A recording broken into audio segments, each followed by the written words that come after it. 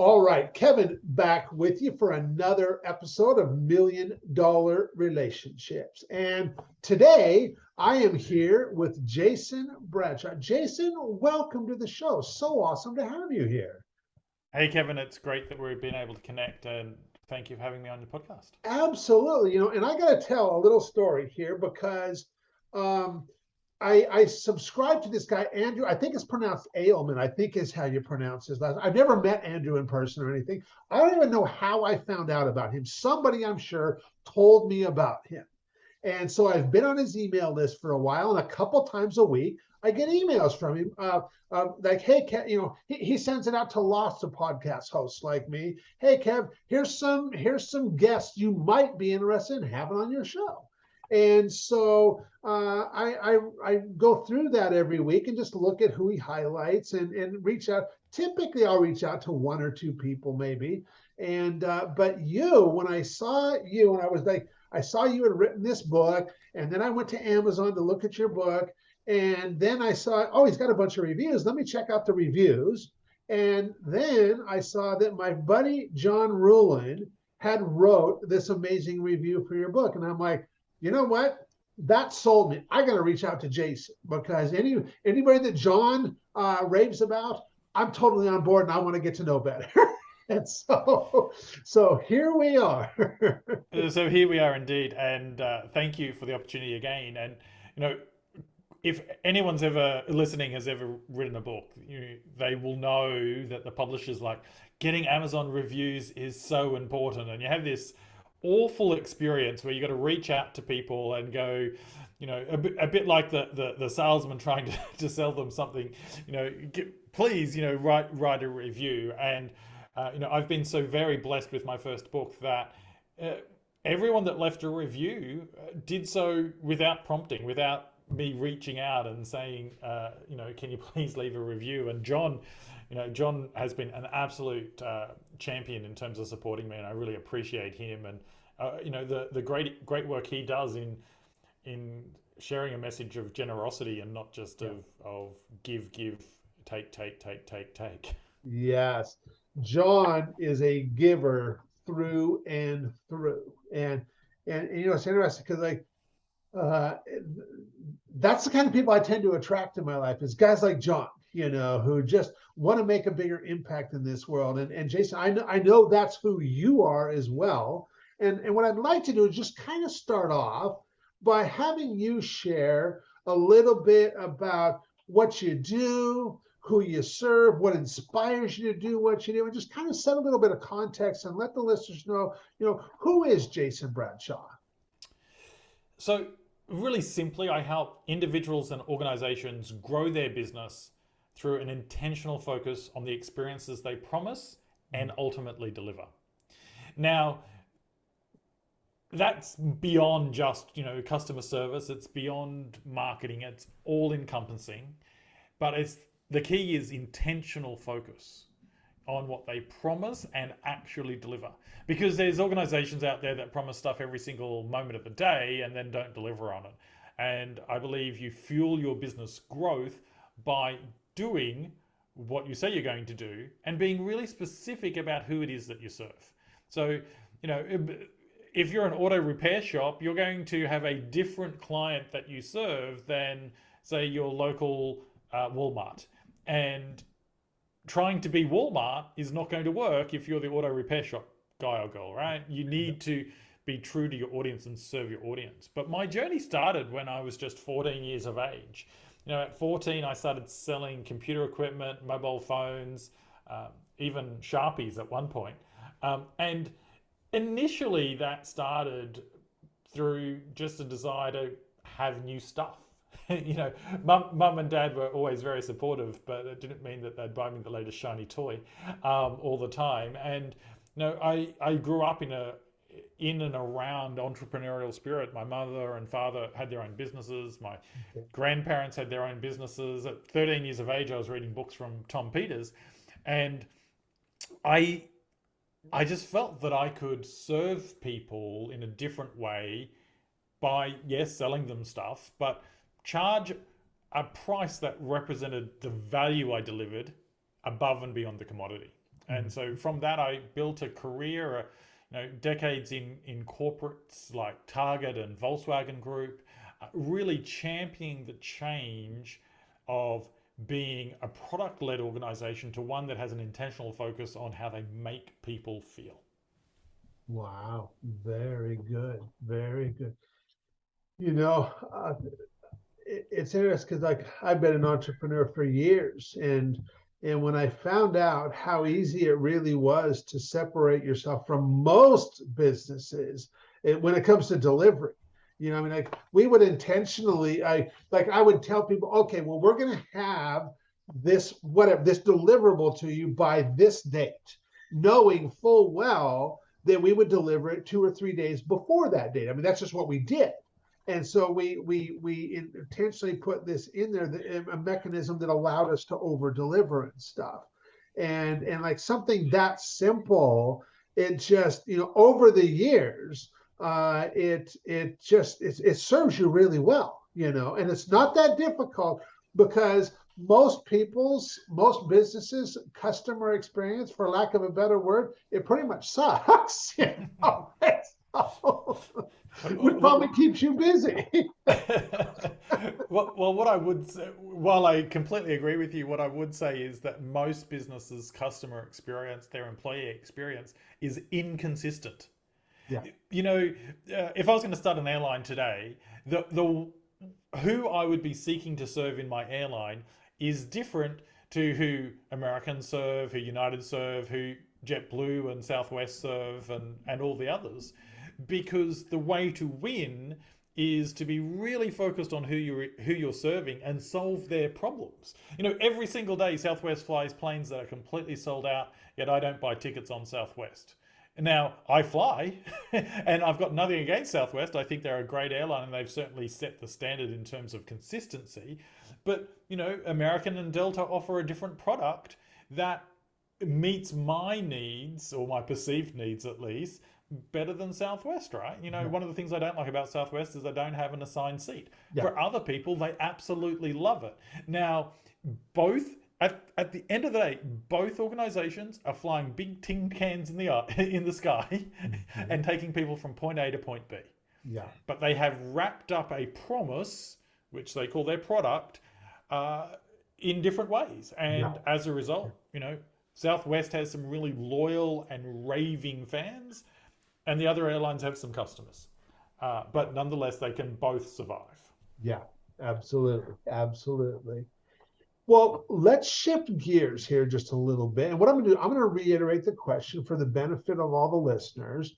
Have you ever been introduced to a person that completely changed the course of your life or your business, so much so that much of what you have today would not be possible if not for this person? And Jason, I'm just really excited to hear your story, your experience around this. Look, the problem with this question is that there's someone I'm not going to mention, right? And you didn't say which dozen people, you said which one or two people. Yeah. So from the outset, if I don't mention you, it doesn't mean that you haven't made an impact in my life. But if I think back to when I was 13, 14, reading books by Tom Peters, I know if I said called Tom a guru, he would have some short words for me, but he really influenced my early thinking, and I was 13. How much earlier can you get? Around how businesses could operate. He was very much about being really intentional around what you do, and that certainly carried through my career. And I think in every job I've had, I've handed books by Tom Peters to people and said, go read this, you'll understand me a little bit better. Now, that doesn't mean that I agree with everything he says, and we have our own interpretations of how things should happen, but certainly in those early days, he influenced me significantly. And I would also say my family. Now, that's obviously more than one person. I'm talking about my husband, my mum, my dad, my grandparents, and like every good family, we had different relationships at different times, right? Yep. But growing up, mum and dad always had a second business, a side hustle, if you will. Okay. And, I can remember many a time, mum and dad having a conversation around a deal that they'd done where they'd made no money, but they felt really good about the deal because it helped the person. And, it was the relationship before the profit versus, how can I squeeze a little bit of extra money out of Yeah. people. Now, I definitely think that you should have profitable businesses. Unless you're a charity, you're not in the business of giving away money. But uh, growing up in that environment where it didn't have to be about money first, how can we just make a difference? Yeah. And if I think about my grandmother, she's 99 years of age, still alive, Wow. and as sharp as a whip. And she had a clothing store, and the things that she would quietly do on the side to help those that perhaps couldn't afford new clothes when they needed it, or Mhm. could school year was starting and they weren't quite ready to be able to buy the school uniform. So in the day you just give people credit and know that at some point they'd pay you, right? Yeah. So Yeah. those life environments that I was raised in really paid a part. And I wasn't 14 when I met my husband, but you know my book happened because of him. Now, he didn't write it. um, but he said to me, "Stop talking about it. Like, you keep saying you want to write a book, so write it. And what do we need to do to make it happen?" And Uh-huh. I think that, going back to your question around who's those people that have influenced your life, I think it's really easy to forget the people that are right in front of you that are Sure. championing you on every single day. Now, You bet. professionally, there's hundreds of people that I've met that have had, an impact on me. But certainly I think the ones that I've mentioned are the consistent Yeah. influences in the life. And and that is not uncommon at all. After interviewing so many people for this podcast, I've had so many people like, "Oh, Kev, you want me to like narrow this down to one?" Or there's been so many people over the years that have had an impact on my life and on my business. And so, I mean, I totally get that. And so, if you look at the relationships that you've mentioned here, your husband, your parents, and Tom, what are and you mentioned, because your husband really pushing you to like, okay, you know what, you've been talking about this book, let's do this. What's it going to take to get it going here, and not just get it going, but get it done so that you can have the impact. What are some of the things that just one or two things that have transpired, and what has been the impact of that for sure would have never happened without the influence of these people in your life, Jason? So let's talk about the book. Okay.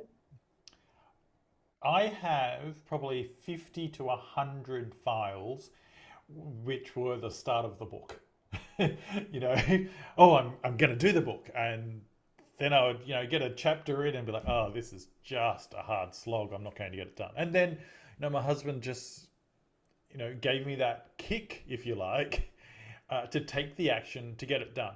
Now, the book got done. It was published in 2018. I have two more books in the works right now, but Okay. it got published in 2018. And because someone believed in me, it doesn't matter that it was my husband, but because someone believed in me and meant that I got that goal of mine done, it means that there are university students now that are reading my book as part of their syllabus. There are leaders in businesses that have reached out to me and said, because of your book, we've been able to do X, Y, and Z.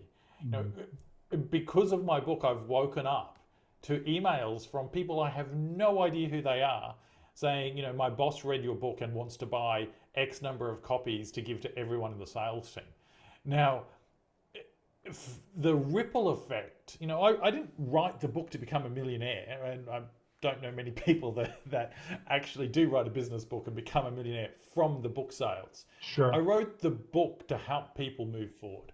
Mhm. And from solopreneurs to large multinationals, hearing the stories of how the book has helped them improve the lives of whether it be their customers or their employees or both, that's phenomenal, and that's what fuels me. That's why I wrote the book. I wrote the book from a position of when I was 19, 20 years old, starting in my first corporate jobs. I was making a lot of the stuff up on the fly. Someone said, go fix this problem. Okay. And I'd go and try and fix the problem, right? And so I wanted to write the book from a position of, you are that leader in any part of the organization or that business owner, and you may or may not have lots of money to be able to invest in customer and employee experience. But if you pick up my book, then you've got the starting blocks to make a difference. Yeah. And, I think that any time that we have an opportunity to improve someone's life, and when I go out for a walk in the morning, a new habit I'm trying to do right now, when I'm out for that walk, I don't want to get up at 5 a.m. and go for a walk. I can assure you of that. There is nothing ingrained in me that says that I should, that this is wonderful, but I'm doing it because it's, good for my health and I need to lose some pounds. But when I'm out for that walk and, I'm like, oh, it's so, I'm so tired, and I see someone, I make a point of smiling at them because they smile back, and that little ripple makes a difference. And in that way, the book is the same. My husband saying, what is it going to take to get it published? Me doing the work has enabled conversations that would never have happened before, and those conversations lead to happier people. Yeah. Yeah, absolutely. Your experience in writing the book is so similar to my experience in starting this podcast. And so we actually started doing this a little over a year and a month ago. And when I started it, it was not even on my radar.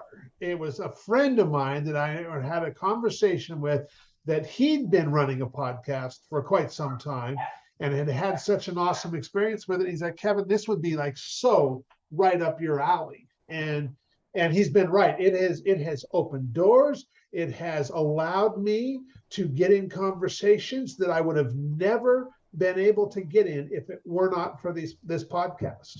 And even reaching out to people, like in the beginning last year, I started reaching out to entrepreneur friends that I knew.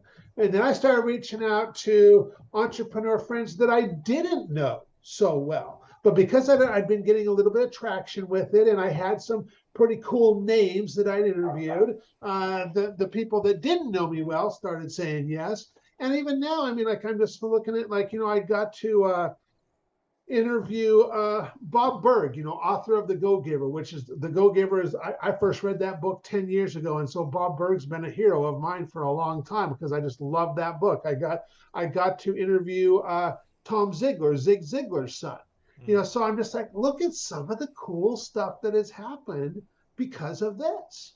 And it just lets us amplify what we do.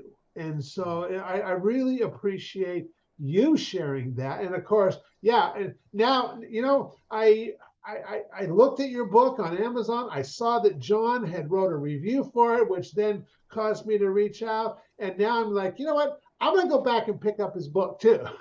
so I'll do that as well. I appreciate that. I certainly appreciate that. Well, I really appreciate you sharing what you did, Jason, because like I said, my goal for this podcast is I want to inspire the listeners who are entrepreneurs, founders, CEOs, to just place an intentional focus on creating more real, meaningful, rewarding, and profitable relationships in their life. Because as entrepreneurs, relationships are the most valuable asset we possess. And with your help, we certainly succeeded in that today. For anybody that's listening to this going, man, Kevin, I really like Jason. I like who he is, what he stands for, the way he shows up. How can they find out more information on your book or anything else you guys got going on and stuff? Sure. Well, the easiest way to connect with me is to go to my website. That's jasonsbradshaw.com. Okay. And on all the socials, LinkedIn, Twitter, Instagram, Jason S. Bradshaw as well. Really important that you remember the S for success in the middle there, because otherwise you'll end up at another Jason Bradshaw who's a real estate guy. So Yeah. jasonsbradshaw.com. And you can get the first two chapters of my book for free there. I have a irregular newsletter that you can sign up for. I'm a big believer in only sending out a newsletter when I have something to add value and not just to put another email in your inbox. I get too Mhm. many of them, so I don't want to contribute to that situation for others. And there's links to all my work there. And like I said at the beginning, I work with individual solopreneurs through to some of the world's largest companies. So if there's a way that I can help your audience, then bring it on. Awesome. Awesome. Well, I really appreciate that, Jason. Any last thing you want to share before we call it a wrap? Look, I'd really challenge the audience to think about how they can reduce the pain that they're causing either for their employees or their customers, Mhm. and what they can do straight away to make improvements. And the hint that I would give to the audience is look at the last 10 reviews that customers have left you, whether that be on Google or through some survey program you have, and just find that common thread where you're causing someone some pain or some friction, and help your organization get rid of that friction, that pain. Because the easier we are to do business with, the more successful our businesses will be, and the more successful we will be as individuals, which all translates to making a difference, to making an impact. Absolutely. Absolutely. Well, Jason, I want to thank you so much for taking the time to do this interview, to have this conversation today. Really appreciate it. Thanks again. You bet.